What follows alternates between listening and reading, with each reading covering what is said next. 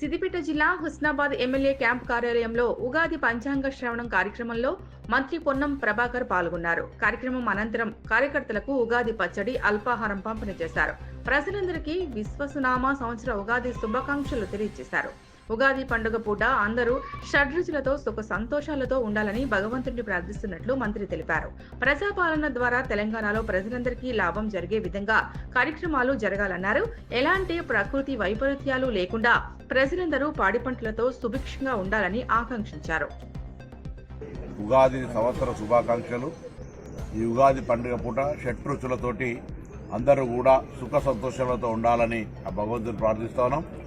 తెలంగాణ ప్రజాపాలన లోపల ప్రభుత్వం ద్వారా ప్రజలందరికీ లాభం జరిగే విధంగా కార్యక్రమాలు జరగాలని, ఆ విధంగా భగవంతుడు ఆశీర్వచనమేయాలని కోరుకుంటూ పాడి పంటలతోటి ఎటువంటి ప్రకృతి వైపరీత్యాలు లేకుండా ప్రశాంతంగా అందరూ సుఖంగా బతకడానికి ఈ ఉగాది పర్వదినం రోజు ప్రతి ఒక్కరూ పూజ చేసుకొని ఆశీర్వచనం కోరు